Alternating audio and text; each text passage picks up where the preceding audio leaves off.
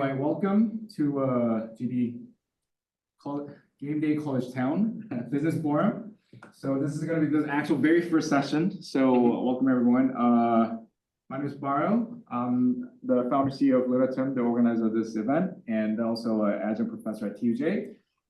Today we have we're supposed to have 4, but now we have 3 panelists. So maybe just as a start, we can start going around, maybe introducing ourselves a little bit. So maybe we can start with Professor Kim. I'm Kim. I'm a professor in sports management at Seoul National University. And like I just said, I've been with SNU since 2009. And then I have educational background in sports and media and communication. So my undergraduate study was about sports and physical education. But I then went to the United States for my master's and PhD. And then my master's was about journalism and media. And then my PhD is about advertising and public relations and marketing communication. So after that, I was teaching like advertising and PR for several years in the United States, and one university was actually University of Hartford in Connecticut. So I have some experience in Connecticut. Then I came back to Korea in 2009, and then mainly I studied sports, the traditional sports media, and then like more recently I got involved in got interested in digital technology and media and esports because I see that esports is expanding so rapidly in Korea and in globally. So I thought that why not use it as a field of study? So and in Korea we have Korean Esports Association, known for TESPA, one of the biggest association in the world. That I'm one of the board members there. And also in the traditional sports side, I'm one of the members of the National Sport Health Committee, which is a newly established committee right under the Prime Minister. And also research-wise, in 2016, there is a sports management journal published by Routledge, which is called the Journal of Global Sport Management. And I'm the founding editor-in-chief and still editing the journal. And then this is about the traditional sports management, but I do accept esports studies. So you can find some good papers from JGSM about esports. So if you're interested in publishing papers about esports, JGSM might be one good outlet to do so. Yeah. Wow, thank you. That's a lot, right? Any questions? I mean, before I move on to like each introduction, any questions from the audience? You're good? Okay. Thank you. And then, so let's move on to maybe Jason. Do you want to introduce yourself, your background? Sure. Hi, my name is Jason Chung. I'm an educator and attorney. Currently, I'm the director of the Esports and Gaming Initiative at NYU, where I'm also a clinical assistant professor in the sport management department. As attorney, I'm also the lead. I'm also the head of the esports media and gaming practice group at a law firm by the name of Zuber Lawler in New York City, although it's headquartered in LA. And I also do consulting as well for teams, leagues, and other things in terms of esports as well. So, yeah, had the great fortune in terms of my background to sort of come into esports in a very interesting way. Originally Canadian, but of course Korean background. So I played StarCraft, as a teenager, because we all did in Toronto, and everything like that. And then, bounced around doing a number of different kinds of things and trying to figure out what I wanted to do with my career. So worked for the government of Canada in policy programs, investigations, did my master's in negotiation and political science at the University of Amsterdam. And I worked for Lufthansa, doing airline credit things. I worked in Hong Kong during law school. After law school, actually working for a major investment bank there for the French, and then ended up at NYU, where I started studying more into sport management and traditional sports issues, and then eventually moved over to esports and gaming primarily as my focus. So that's sort of a mini encapsulation of my journey, but very pleased to be here today. Thank you, Jason. Any questions? I don't, Jaden, you're interested in the legal side. I feel like a lot of that'll just be more towards like Okay, okay. specifically. All right, so we'll see you later. All right, let's move on to JR from TJ, please. Okay, so my name's JR DiPartito. I've been in Japan for about 22 years now, and have been teaching at TUJ for 12. By profession, I actually got into filmmaking. I have a filmmaking background. Worked at Fox International Channels here in Tokyo for a couple of years, then did a lot of freelance work, and I've worked with PBS, Toei, Legendary, YouTube Space, doing a variety of small projects, independent projects, documentary, and that's how I got into teaching at TUJ in the communications program. So I've been teaching as an adjunct as an adjunct in TUJ for about 10 years. And then along the way, I forget, probably around 2017, I found that in our communications program, we had a video game class called Video Game History and Game Culture. And I just asked my supervisor, I'm like, hey, I think this would be pretty popular here. We've got Tokyo Game Show. So I'd love to do this in the fall and take my students there. So that was kind of like, I was just always a gamer my whole life. I'm just into all kinds of media. And that kind of was how I started to more deep dive into gaming as the industry itself and as an art. And it was from doing that class for several years that when the new dean, Dean Wilson, came to TUJ, and he has experience starting esports programs in two other universities, he approached me and said, like, hey, you've got this gaming class, would you like to help me start an esports program? So I just started I got the position of esports program manager and have been building our esports program here at TUJ from zero to having 2 teams. We've got the certificate program now that Baro teaches in, and now we're putting on an event like this on campus. So cool. Thank you. Any questions from the audience or from the call? Okay. So, okay, great. So I think my first question to all of you is, obviously, you can hear that all 3 of you have a pretty different background and now ended up pretty heavily being involved in esports. And it's not just a one-off kind of thing as well. Apparently there's some aspect of interest that gets you be involved, keep involving, and then and also be part of his career as well. So what is it? What is it that interests you? It could be from an academic perspective. It could be from a program perspective, or there could be many reasons. I just wanted to have like a, opinion from each of you. So maybe we can start with JR. Ooh, I feel like I'm the newest one here. The most to learn. Yeah. I'll start. So for me, it's just the educational potential of gaming, and the kind of the validation that it gets by being represented at a university. Having an esports program and esports classes and gaming classes in general validates esports as its own unique media for communication, just like film and radio before that, and books before that. So yeah, I just really feel like it's I want to teach people about the culture of gaming and our cultural experience of having games as part of our lives. Right. Totally makes sense. That's awesome. How about you, Tian? Like I said, I'm in a traditional sports management program, and for a long time, since 2009. So I studied sports media, but traditional media, and I didn't really take esports seriously. There wasn't really a major reason for not taking it, so I was just so much into the traditional sports. But then, as you know, League of Legends Korea turned to franchise system in 2021, and 1 year before that, that was 2020, and then I happened to be invited to the committee member from Riot Games to select that 10 prizes, and then there was 21 finalists.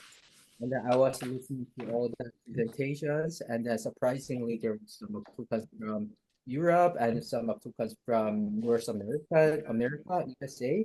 So I really thought that this is really global and this is League of Legends Korea, but it's from outside Korea are really interested in it. So I knew that there was a huge following for esports, but then I really looked at the figures and then become very interested in it. And I felt that why not really study this as a really field of research and study. I found that I see that esports is not going to disappear. Like it's not it comes in and comes out. It's something that is going to grow in the future. So I saw some like a vision in it. So another reason is that I read many newspaper articles and books, and then one of the influential book that I read was actually Demystifying Esports, written by Iparo Hyun, and then most books all recognize Korea as one of the pioneers in building the esport industry globally. So I'm in Korea, and Korean players are doing well in some titles. So um, if we have that good foundation, why not study in academia? So I started to study and do research in esports. And I created a course in my university, Seoul National University. It wasn't really quite easy to create one in the traditional sports management program, but I finally did it. And then I wanted to teach, and then all the materials were English. And then there are some books written in Korean language, but it was all about like individual, players, and like stars, like Faker. So I started to write a book with two other authors, and that book was published 2 years ago. The title is Esports Insight, and then I'm using that book as a textbook for my class, and some other universities uses that too. So after that, I became an sort of expert in academia representing esports industry. So I'm going to keep working on esports. And the way I look at esport is not simply a competitive gaming. I look at sports from the sports side. Sports is merging with technology and expanding its boundary, and esports is one very representative example of that. And then the way we think of sports and gaming um, should be modified according to the way we live and the culture changes. So that's my current interest. That's how I got involved in sports research. That's very cool, very cool. I mean, we'll get back to the sports and esports side of it later, but yeah, I'll leave it there. How about you, Jason? Yeah, I think it's fair to say that none of us, identified a career in esports or esports education, back in our background because it didn't exist, right? So, I think all of us ended up here kind of by happy accident, actually, to be honest, right? So, ultimately, I've always been interested in gaming. I was born and raised in Montreal, which is one of the big sort of game development centers globally. Being the city with the highest concentration of like trilingual speakers in the world, Montreal actually does a lot. So I've always been exposed to the gaming side of things, right? I'm not a game developer myself, but at the same time, I know people that have gone into that. I know people who have spent their entire careers there. Obviously, was an avid gamer as well. So I could never quite get the hang of StarCraft. Like I was always okay, but then I would always lose. But that's fine. I still enjoyed the process anyway. And then I started deciding what to do, what I want to do with my career. So a bunch of my early professional career was really trying to figure out what I didn't want to do. Right. And so I worked for the government of Canada, actually got a full-time, unionized position where, as an analyst and as associate, and they said, well, this is a golden ticket. You can never get fired as a government of Canada employee when you work on programs and stuff and things like that. And I said, God, I'm 25. I don't want to think about that right now. So I left. I went back to law school, and when I was doing law school, I knew that esports was sort of coming around a little bit, in terms of professionalization, but nobody ever expected it to grow to this extent, right? So, I kept track of it and everything like that. I started working, obviously, and then eventually I said, listen, I wanted to pivot with my career. I don't want to practice law full time, at the time. And so I decided to go into an educational career. So I ended up doing some research at a think tank, a sports think tank out of NYU. And then the dean, when the new dean at the time, when he came in, he said, "Hey, what do you know about the gaming industry? What do you know about the esports industry? I want to offer like a business of esports course." And this was back in, I want to say 2016, 2017, somewhere around there. I said, I know a fair amount, more than anyone else in this building. And so, I built the first course, and I think they delivered in what, 2017, 2018. At the time, at a university level in a sport management program, there weren't any courses for that, there was no syllabus. There was nothing actually to follow. So, built that out of scratch and then kept that going. And eventually, as early as I moved to the University of New Haven at 2020. And then they said, we want to build a bachelor's program, a master's program, a minor. Also, we want to do a team. And so I said, all right, let's see what we can do. And we did it. We managed to put it out, put out all of the programs and everything. And then eventually I left, like, as I said. So, how did it all end up here? By accident, to be honest, but in a good way. And obviously in that time, been doing a lot of writing as well, and really trying to figure out the industry, because quite honestly, and I'm sure we'll get there, I've always been passionate about the business side of entertainment and sport, right? And then esports and technology is just the natural evolution of that. And we're all facing the same issues actually going forward. And Kihan, like, I'm glad you mentioned the fact that it's technology and sport and esports, they're all combined to a certain degree, right? Everything from broadcast to to viewer relations and customer service and all that kind of stuff is all wrapped up in it. And yeah, it's just a rich area of study. And quite frankly, it could use a lot of help. It is not, the industry is not in the best of shape, and I'm sure we'll get there. And as an attorney, when things are a mess, that's when we get excited, right? Because that's when we get to charge real money. And you know exactly what I'm talking about. We both do consulting, right? But also, you know exactly what I mean. The more he has, the better, right? That's really cool. I mean, the more I listen to all through your, stories, like I can relate to a lot. So it looks like, it's like coming from a similar like line of thought and also experience. But I think the bottom line is what you just said, Jason, like by accident. Yeah. I think that's really critical, right? It's exactly the same here. Right? So by accident, like I think that's probably like one of the punchline that I want to remember. But I think it's not by like complete coincidence. It's also kind of well thought out, and then you realize what you don't want to do, and then you realize what you want to do, and what kind of passion that you want to have. Kind of shapes that your pathway from there. So okay, cool. Yeah. I want to just add, please. It was fascinating to hear, Yeah. like how accidentally everybody got into it. Yeah.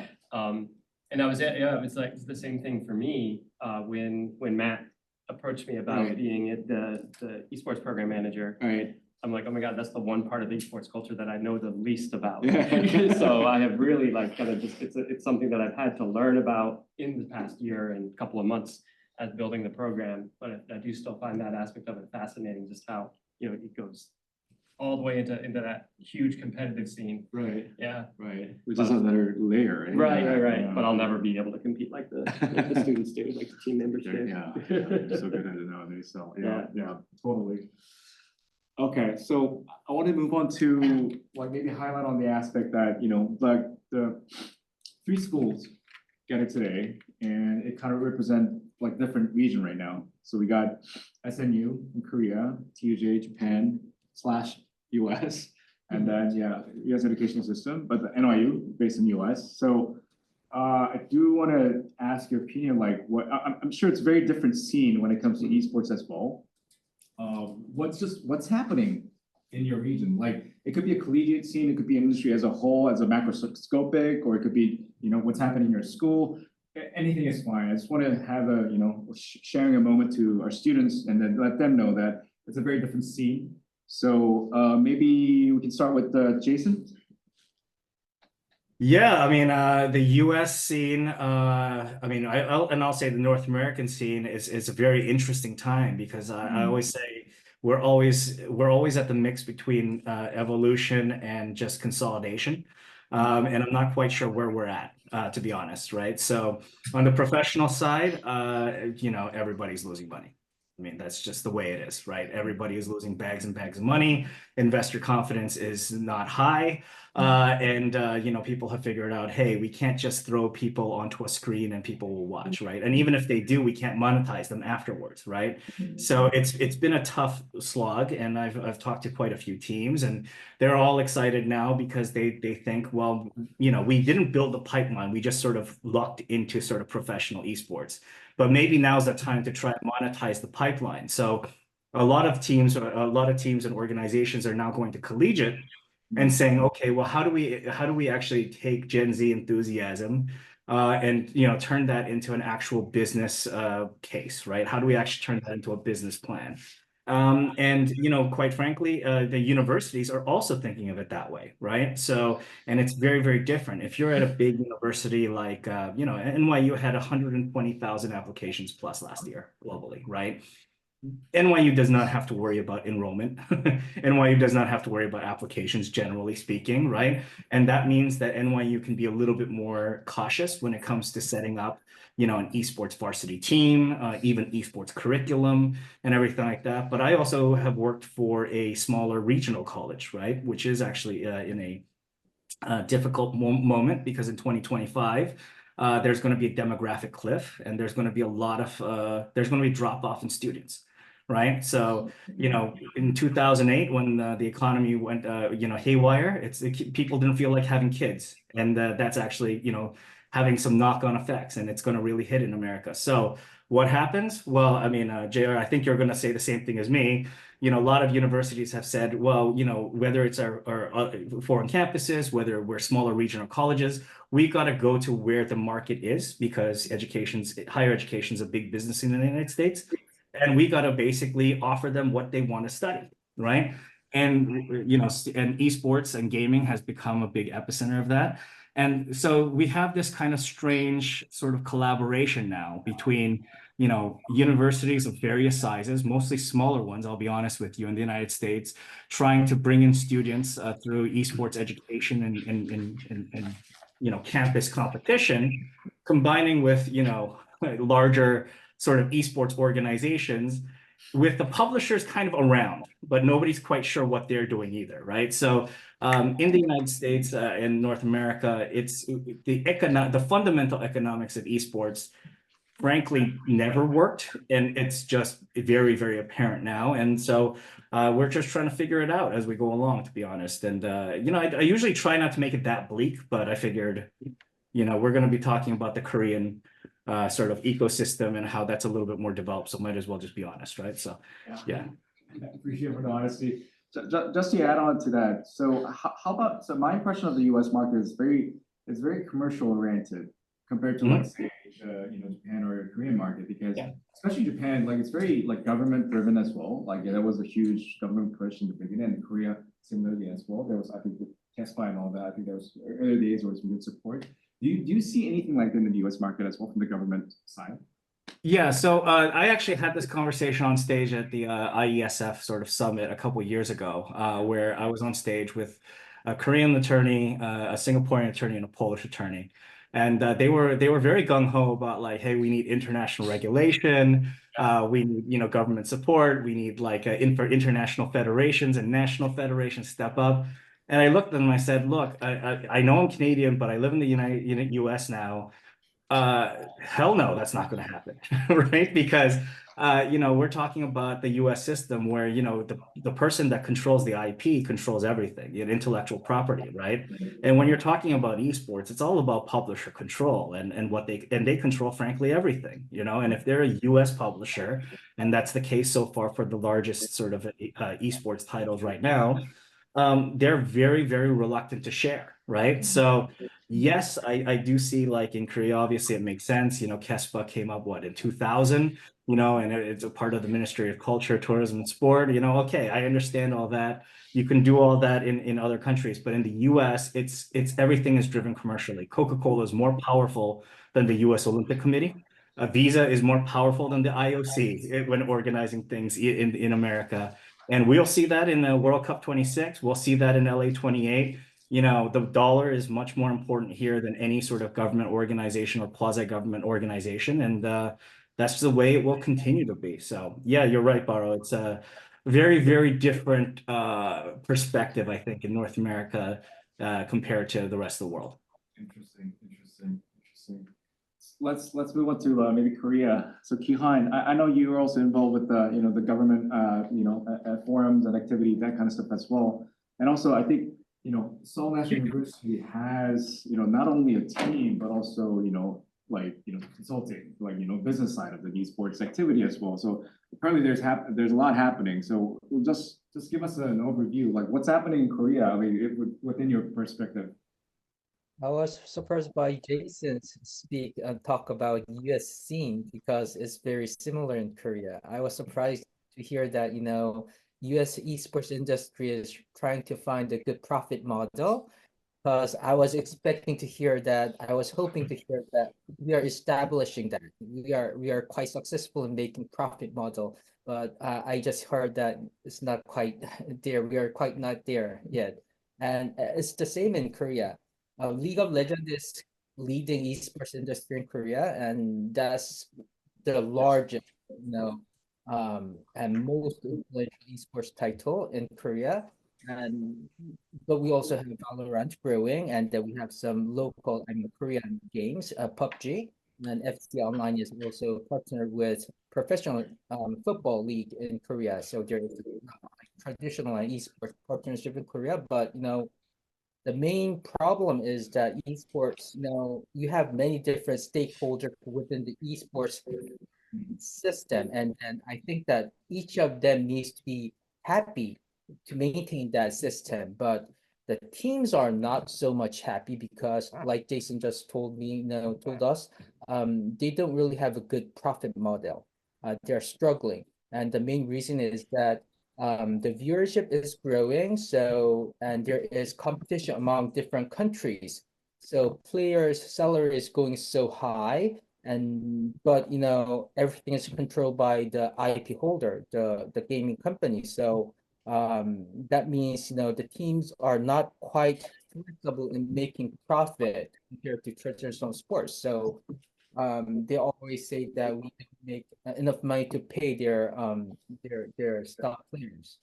So that's the major reason challenge in esports. And I think that one of the reasons is because gaming company and esports, they're related, and then like it is run by the same company, broader sense. But the game industry and esports industry, they don't really perfectly aligned in terms of their where they are seeing and the profit. I mean, like if you look at the traditional sports, like professional football in the UK, the major source of revenue is coming from like selling the media rights. But in esports, that the number of viewers are surpassing the traditional sports, but the money they earn from selling their media rights is so small compared to traditional sports. And I think that that's the reason, because there is a gap between esports, and the best interest of esports and the interest of the gaming industry, game company. So they are not really selling for various reasons at the top price, and then they're not really making all the esports contents exclusively to that, right holders. And that's why they're not sharing enough money with their teams, and then the teams cannot really make enough profit to grow. And so that's something that we really need to find some solution. Jason, do you want to say something about that? Yeah, no, I just wanted to add on, Kian, because that's a great point. Especially the thing is, with esports, I'll be honest with you, there's a lot of the industry that's based on smoke and mirrors, right? And I'm being very, very polite here. You know what I mean? So, and that causes lots of problems, right? Lots of people in North America will point to Korea and China as like these magical places where people make money in esports, right? And people in Asia will point to North America and say, well, the Americans do advertising and content creation, they've got to make money. And then really, when you look at it, nobody is looking at, how fundamentally, how do you make money here, right? And so now we have all these esports teams and organizations and even publishers going to the Middle East, because now the Middle East is the ones that are going to, put that pot of gold there. But it's for me, where I get really frustrated is it's been quite a while that this industry has been rolling.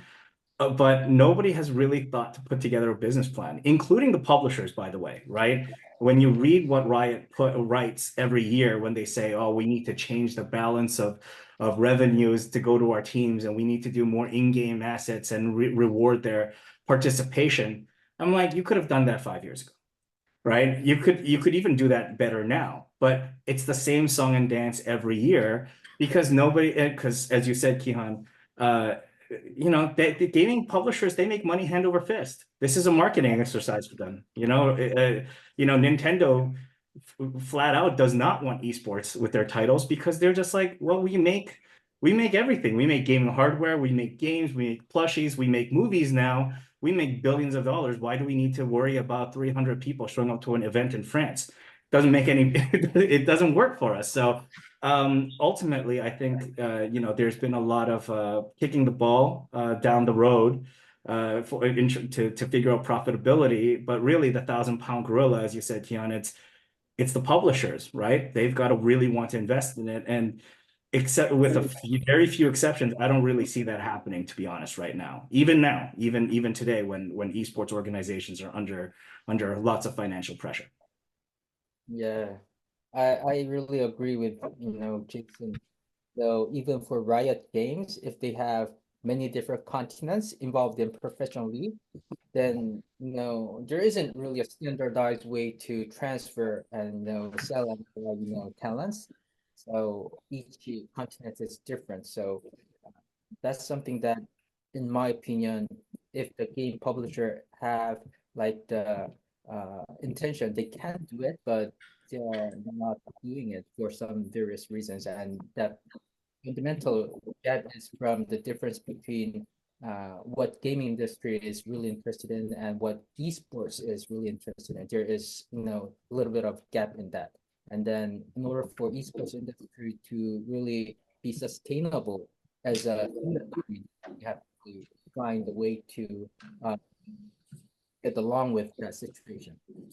And another thing that I want to share with you about esports in Korea is recently in this year, League of Legends Korea was attacked by DDoS, and that is really serious, I think, in my opinion, because it's called esports, and that's translated into competitive gaming. So competition means that it has to be fair, and it has to be played fair.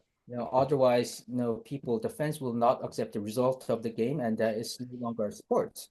But if it is affected cyber attacks, that means the fair play is related to match fixing. And then, like I say, if people cannot trust the result of the game, then you will lose fan base. And then if there's no fan, there's no consumers, and then it's no longer esports industry. So you have to think about the real solution for such a cyber attacks, because it can happen in everywhere in the world.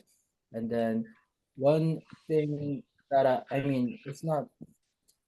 It is also again the publisher who should really invest heavily into protecting their system from cyber attacks. But I'm not so sure how much they are going to really invest in it, because they have to really take this seriously in order, if they want to make esports industry sustainable. So um, so I don't know if you have such issues in America or other countries like cyber attacks to a server. Yeah, I mean, those kinds of concerns always exist, but the thing about it is because LCK it has the viewership and it has the structure, they're more likely to go after that than the LCS, right? The LCS viewership is tiny compared to LCK. But you're right. I mean, the industry It's kind of odd because a lot of the competition, even how it's organized, really feels like it's supposed to be like a mom and pop startup. And you're like, no, people actually make quite a lot of money in this space. There's a lot going on in this space. So, again, Keon, I share the same concerns as you. I mean, like, if you're talking about competition, the fact that that these kinds of attacks are still possible is concerning. And then when you're talking about actual in competitive integrity at stake, I think that there's a lot of issues there as well. And by the way, I remember years ago I visited a publisher. I won't name which one, but this was not that long ago. And I asked them, hey, do you have like an anti-doping policy? And I have problems with anti-doping regime as well. But the thing is, like, do you have any sort of things to protect athletes or clean sport or anything? They were like, no, it's not our problem. And quite frankly, anyone can get a prescription for Ritalin or Adderall anyway. And I was like, okay, I guess that's where we're at, right? Like, we're gonna push this as a global sport, but really the legwork to actually, safeguard the athletes or safeguard the competition, it's not quite as high as I would expect from a traditional sports endeavor yet right now. And coming from the sports scholarship world and coming from entertainment, JR, there's a lot in esports that sort of still makes me scratch my head and go like, I'm amazed that these huge competitions go off without a hitch because boy howdy, if somebody really wanted to mess with it, they probably could. Yeah, totally. I mean, wow. Yeah, So, yeah, I mean, a lot of remaining issues. So it's not a complete scene yet. And then just to share a bit about on the Japan side, it kind of goes along the way, I mean, it's more similar to, I guess, not even so much anywhere, I guess, but it started pretty late, but then, having a lot of game publishers here, Japanese, it didn't quite work out to start the global kind of an esports scene over here, as you know, and then later on it picked it up from 2018 and got some government support and etc. So it kind of got bigger than what it was like 5 years ago, way bigger actually, especially with Valorant going on nowadays. And what we see from the business perspective wise, business model wise, it's an interesting market because Japan market has a very, very high purchasing power, especially in the content side of it. So you see, compared to like say other countries like the US or Korea, it has way, way more powerful purchasing power when it comes to fandom. And here they call it Oshi. So if you can find an Oshi for these people they like, it could be a player, it could be a game, they will spend a lot of money, especially buying merch and stuff.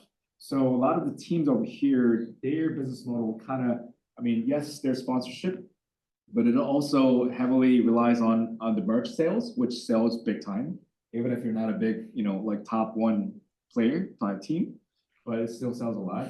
So that's sort of some interesting, scene that we've seen. And also, like the business model itself, it's I would say it's less based on the team business model. It's more based on the individual talent. So streamers are bigger here.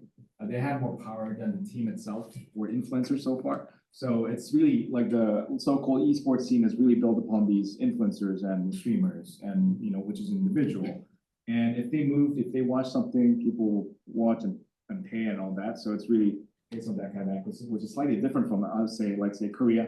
But based on the LCK, you have this huge league going on, very different. And at the same time, like in the countryside, there's a lot of movement happening in the local municipality in Japan side. So nowadays, you can pretty much find any municipality, like big ones, who has already allocated some sort of esports budget for the activity because it helps them grow their local community. So and we're talking about like really really countryside. So, and I think this could, kind of be similar with the case of Saudi, which is, I think is more on the, on steroid. But, I think for the Japan side of it, they do it for more social cause, not for commercial reason. So that has been pretty interesting from our perspective as well. And then that kind of goes along the way with the educational side of the collegiate scene too, because collegiate scene wasn't that big over here in Japan, especially in esports. It was until like the high school, junior high school. Funnily, but then the college scene is gradually starting to build up from a grassroots level. We got to have like club activities and And then now we have TUJ having the esports specific program and all that. So it's starting to emerge, lately compared to like say US. I know it's been around, the varsity, scene has been around. So it's very, kind of late in the game, but still it's like very early in infancy. And then I'm sure like in Japan, they always do it a slightly different way. And especially like what we're saying with esports is also very different. So that's something that I'm kind of looking forward to how it's going to move out. Like, what do you think, JR? Yeah, so I mean, the biggest difference that you just touched on for a second is that there really isn't the structure of having varsity teams that are actually kind of owned and managed by the school itself. What you have are the student created and managed club teams. These called bukatsu in Japanese. Yeah. So it's really just it's completely on the students to form their teams, get officiated as a club, and they have to get all their own equipment, uniforms, everything. That's all on them. So what we're doing here at TUJ in Japan is completely different from the way that any team, and I'm talking about like all sports are just club teams at Japanese universities. There's no such thing as varsity teams. So that's the biggest difference between what is the typical scene is in Japan and why there's no real unity, why there's no like actual league for Valorant or for League of Legends or any particular game here. It's just that the infrastructure is not there from the school level. It's from the student level up. So what we're doing now, we're trying to kind of, do it the American way, where we are creating teams that represent TUJ and trying to kind of like see if other schools might follow us in that. And what's really good though, I mean, that the student-run teams, they are very organized though. And we have kind of, with those different club circles at different schools, we've now kind of created a kind of super circle to try to build our own proper collegiate, what do we call it? Trying to create like a league. Like a league, yes. Yeah. So that's where we're kind of trying to grassroots that right now. Right. Yeah. It's just starting, right? Right. Yeah. But that fundamental difference is that the structure is completely inverted. Right, So that has to come from the students from the Japanese universities. Right. What we're doing is more the American style where it comes from the school. Right. Which is very different. I think if I understood right, I also heard about that from different universities. So like for Bukatsu and varsity, the difference is that Bukatsu is just, if they do any sort of activity, it's paid from their pocket, but varsity, it's actually acknowledged by the school. So there is some budget allocated, and also like, logistically it's a very different position.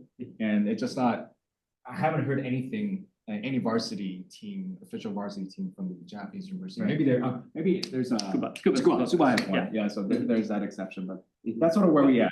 Yep. In terms of infrastructure, I will say that the US is actually not as settled as you would think as well, right? Like, even though we have varsity teams, right? NYU, for instance, like we don't have a varsity esports team. It's still club, but the campus recreation will support them, right? And then if you go to different schools, sometimes they'll run off the varsity team, but that's actually almost maybe 50% of the time. Sometimes they're in a department or in an academic department instead, right? So they won't run off the Department of Athletics. They'll actually run through the electrical engineering department, or they'll run through the business school department, which is very unusual, right? You wouldn't see that with the traditional sport. So, I mean, the key word I think here, JR, is infrastructure, right? You brought that up. And the biggest, I think, critique that probably Kian and I, and we've all been talking about here, is the fact that, if you're from the traditional sports world, like infrastructure is a big thing. You know what I mean? Like you need, and we're talking about physical infrastructure, obviously, but also in terms of like just what's the organization? What does it look like? What does the schedule look like? Who are the players? What is the pipeline? The reason why I'm bullish about this industry, and I think I've spent like most of the time, complaining about it, but the reason why we're all still here, I think, is because there's enormous promise if that infrastructure ever gets standardized, right? If we can ever figure out a structure that works. And I think for me, the frustration is always just, we're so close, but every year, instead of going 10% closer, we only get like 1% closer every year. And it could happen. And one day I look forward to having a a varsity system that makes sense, that might flow into a professional sort of league in an international format. But we're, until publishers play ball a little more, and until teams, professional teams, get more serious about sustainable revenue, we're always going to have that problem where everyone's going to be chasing the next sponsor, the next investor, the next Saudi Arabia, rather than looking at, how do we make this a more stable ecosystem. So I think time-wise, we're getting into the Q&A session. Before I move into the Q&A, did you want to add anything, Kihan, into this, or should we okay to move on to Q&A? In terms of the college level leagues and tournaments, it is quite unstructured and unformalized in Korea too, because it isn't really formally representing, I mean, university representing teams in each university. And only recently, Korean Esports Association (KESPA) is trying to build a esports league, university esports league, and then I looked at their brief analysis of their past failed attempts, and then that was exactly what Jason told, and the different phase. This all clubs from small tournaments and individual groups of gamers in university, and that could not be the real representative team of the university. And then Korean Esports Association (KESPA) is trying to have the formalized structure from university, but university needs to participate in it. Association cannot force them to do it. So that's the issue. But they're trying to go into that way, following the traditional university intercollegiate university system. And I thought that America is much better, and then not as much as I thought. It is for traditional sports, but for esports, it's still the Wild West. And every presentation you go to, Kian, everyone will talk about esports as still the Wild West.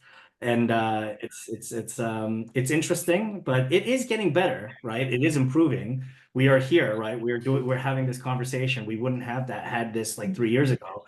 But at the same time, the reason why I'm always a little skeptical sometimes is I went to I'll give you just a very brief example, Baro. I went to a major esports conference, right? Business conference, people who have been in the industry for a long time and all that kind of stuff. And, a publisher sent one of their people, and we thought we were going to get a presentation on, monetization, collegiate leagues. What's the structure? They started saying our game is a 5v5 first-person shooter.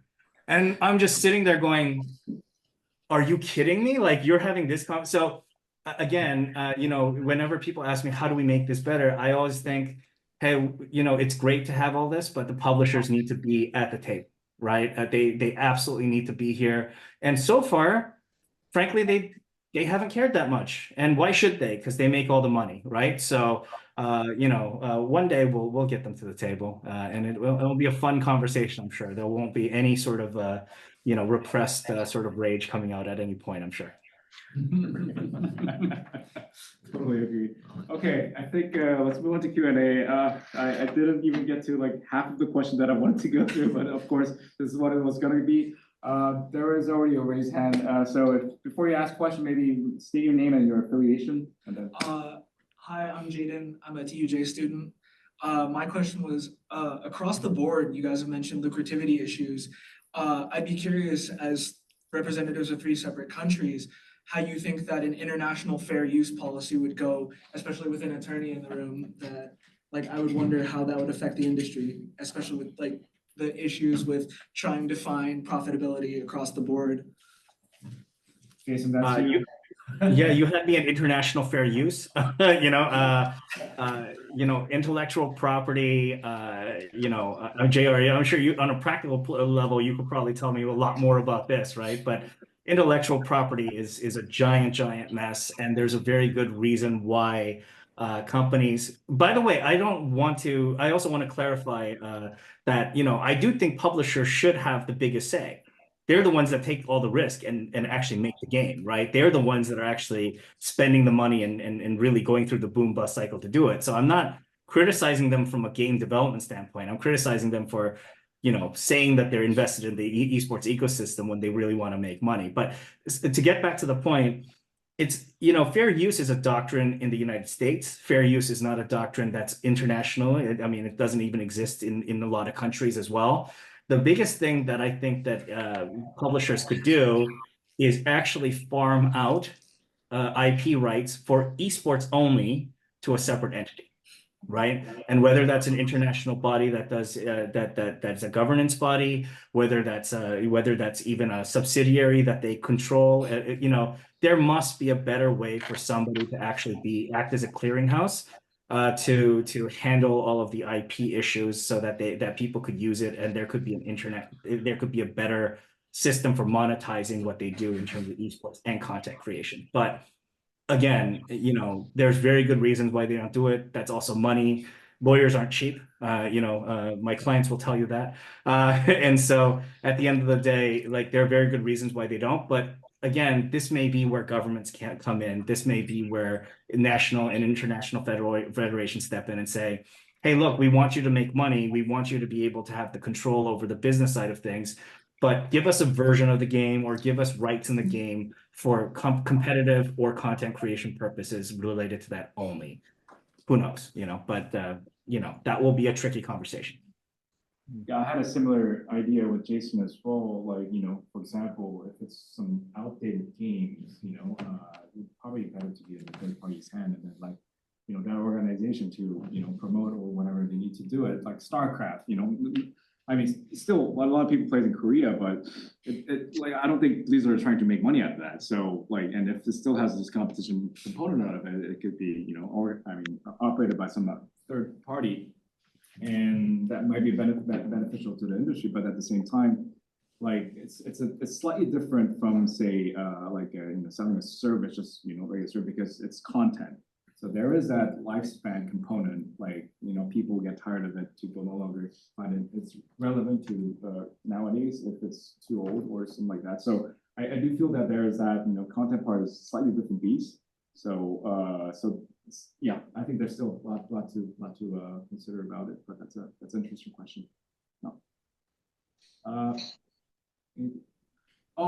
Yupe. Hello. Can you hear Hello. me? Yes. Was it the time difference, maybe? It's almost 11. My bad. I didn't know there was time difference. So I'm sorry. We're just about closing. I'm so sorry, Yupe. It's we just. No. It wasn't Japan time. Boy. If everybody don't mind, this is entirely fault from our side. So why don't we use our remaining time to have Yupe introduce herself, and maybe she can explain what she does and about esports activity in China, please. Okay, thank you. Thanks for having me here. And my name is Yu Pei from Zhejiang University, based in Hangzhou, which is the most beautiful city in China, I would say. And I have studied research on esports for 7 years, and I think I'm kind of pioneering researcher on this field because I have studied so early. And my research interest actually about the esports industry, whether or not it could be a sustainable one, and also I'm care about the well-being of the esports player or athletes, and also I have published a series of the papers and a book about esports, the key stakeholders in China. So I have unpacked this whole industry from the political side or the business side or the as a cross-cultural platform as well. And for the past of year, I have purely concentrated on Chinese market. But now I would say I have slightly changed my research area because I found there are more spaces when I do comparative study. So my research moved from the China to Asian countries like Philippines, Malaysia, and Indonesia. Those places I have visited there, and I found that some of the Chinese esports products was very popular in those countries. And of course, this year there will be a very big event for our whole industry, that is the esports World Cup, right, will be held in Saudi. So I will be there, and I'm interesting to looking at esports can be a platform to connect the young worldwide. And of course, I would say from the political side, I found that esports has been employed as the way of the cultural diplomacy at this moment. Um, as a scholar, I don't know whether or not it will be in the right direction. If it's a positive influences, that will be okay. But sometimes when this kind of digital cultural industry have too close to serve the politics, that would be a bad thing. So, so we will see. Yeah, that's me. Thanks for having me here. Oh, of course, I mean, that's opening up a lot of different doors. This could be easily another hour or two, Right. but yeah, that's, I personally have a lot of interest in the political side too, because I think it has the power to be more used for diplomacy. Like, back in the days, there was like ping pong diplomacy, but I think esports has that potential to become like an esports diplomacy for different countries as well. Yupe, I know that you were heavily involved with the Asian Games last year as well, where esports was the first medal sports. Tell us more about it. What were you doing, and how was it there in Hangzhou when the esports was happening? Okay. First of all, because that is the first time for esports being included in Asian Games, so all of the rules and the regulation for training system, we would say that is just the start up. So from the politician, they know they have to work so hard to renew everything because that is new products, and that last year esport absolutely was the hit for the public, right? And comparing with the other traditional sport in Asian Games, that is the only one sparkling event. And the second is because there are 31 esport athletes, national esport athlete in China. So they have been trained for over 1 month, getting together. And the interesting thing is for me when I observed in the field work is I found there's a difference between the different generation of the esport programs. For example, the esport athlete from the Dota 2, which is more we will say naughty, use this kind of word, than the athlete from the KPL or PL, and also the generation who are very young. The most young one is come from PL, and he is just 19 years old. And because we have the serious policy in China to limit the young who are under 18 cannot be allowed right to join the tournament. So I found that those kind of young generation are felt very flexible to be a hero, to be a can be this kind of national glory, to be a national athlete. So unlike the generation like who are playing Dota for for so long, those are who are older are still struggling this kind of identity transformation. So this kind of naughty can be represented in this whole training system. They try to be self-disciplined, but they always try to do something undisciplined, I would say. But yeah, very, very interesting. Yeah. Yeah, from the player side of it, that's also another huge topic, I guess. We haven't even touched upon it, but that's, I guess, another session. Thank you, Yupe.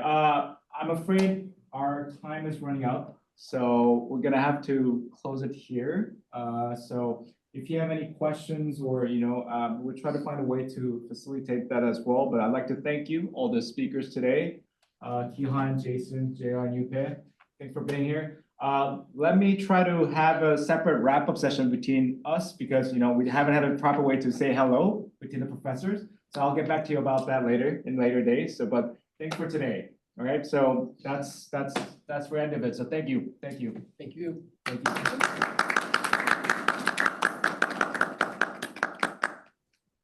All right.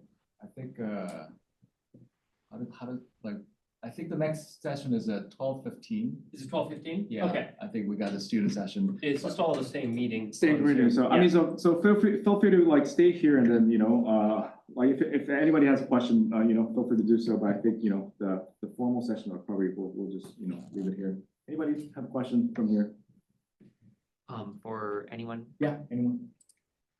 So I have a question, or just want to touch upon a subject. You mentioned that here in Japan, the talents, more so the individuals themselves, Mhm. are what are like the marketing point, Mhm. and they're by some definition the product of esports. From an initial glance, I see that a lot of tournaments are being run by sponsored individuals, but the tournament is being not held by official teams per se, but teams made up of individual players. Yes. So do you, like, this goes up for everyone, do you think there's a possibility for a potential pipeline of just talents purely, and then they are sponsored by larger groups, not necessarily for teams, but I guess sort of like a rotational draft system, I suppose. Like, for example, you won't have the same team lineup for the year, but you can it can be like a fun randomized draft. So when you say talent, you mean like these streamers and influencers and all like Streamers, influencers, professional players, even just anybody who is highly skilled and competitive in their respective game. I think that's how it's going, at least in the case of Japan, what I'm seeing. So the more they get famous, these talents that they get famous, like wherever they belong, it's okay because fans are gonna follow them. Yeah. So it doesn't really matter what team that they belong to. It's really about them playing that certain game, Right. or it could be any game that they want to play. So that's why we're seeing more these community events that are heavily based on these individual talents and these influencer events. And we also throw that kind of event as well. It's very, very powerful platform because people gather pretty easily, pretty quickly.